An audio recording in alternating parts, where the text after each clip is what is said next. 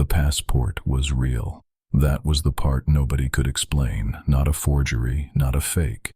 A genuine, well-worn document issued by a country that, as far as every authority at Tokyo's Haneda airport could determine, did not exist. The man who handed it over looked confused. He had been here before, many times. This was routine for him, so why did no one know where he came from? The story, as it has been told and retold since the 1950s, begins at Haneda Airport, July 1954. A man arrives on an international flight. He is well-dressed, businesslike. He presents his passport to immigration. The country of origin listed is Taured. The immigration officer has never heard of Taured. He calls a supervisor. The supervisor has never heard of Taured either. Maps are consulted, encyclopedias. No country by that name exists. Not in Europe, not anywhere. When the man is shown a map and asked to identify where he comes from, he points without hesitation to the small principality of Andorra, nestled between France and Spain. He is baffled that it's called Andorra. He says he has always known it as Taured. He says his country has existed for more than 1,000 years. His passport has stamps from multiple international trips, including to Japan. Recently, the man has a wallet full of currency from multiple countries. He has business documents consistent with his stated reason for travel. He has a hotel reservation in Tokyo. When investigators call the hotel, the reservation exists. When they call the company he claims to work for, the company exists. But no one there has ever heard of him. Every thread of his story confirms the other threads. And the central fact at the center of it all remains impossible. Immigration authorities detain him. They put him in a hotel room while they attempt to verify who he is and where he came from.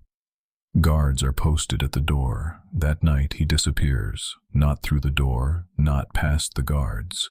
The room was on a high floor. There was no way down. When investigators return in the morning, the man is gone. His documents, the passport, the business papers, the wallet, are gone with him. The room was empty. No record exists of the man leaving the airport, the hotel, or Japan. No outgoing flight, no record of a name, no photograph that has ever been publicly confirmed.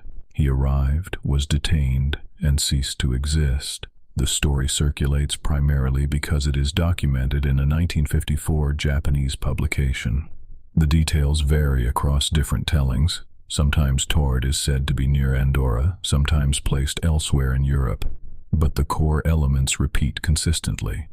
A man, a real passport, a country that doesn't exist, a disappearance from a locked room.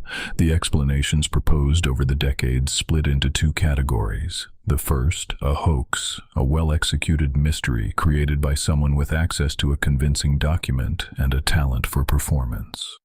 Some investigators have suggested the passport was a sophisticated forgery that fooled immigration officials in an era before modern verification. Some have suggested the story itself is an embellishment, a real incident with mundane explanations that grew into something stranger in retelling. The second category of explanation is harder to dismiss, not because it's more likely, but because the first category leaves questions of its own. If it was a hoax, how did he leave the guarded hotel room?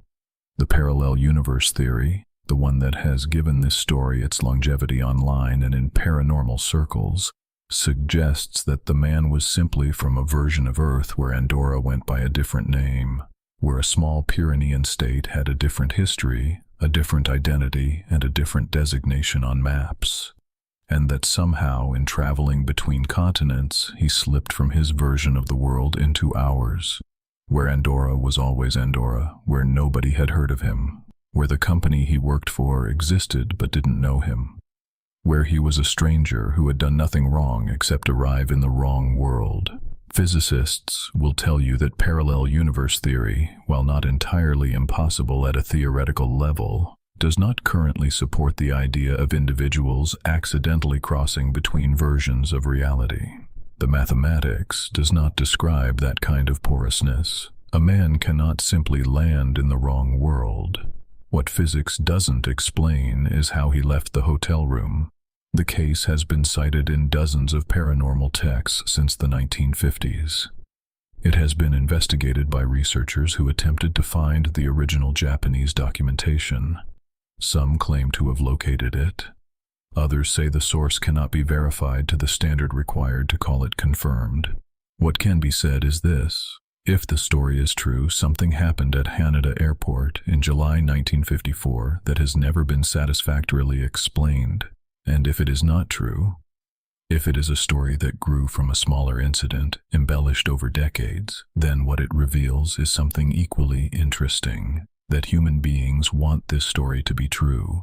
That the idea of someone arriving from a place that doesn't exist, insisting calmly that their world is real, and then vanishing without trace from a locked room, that this idea captures something we can't let go of. The man from Taured never appeared again. No country by that name has ever been found on any historical map. Somewhere, according to his passport, it existed. It still might.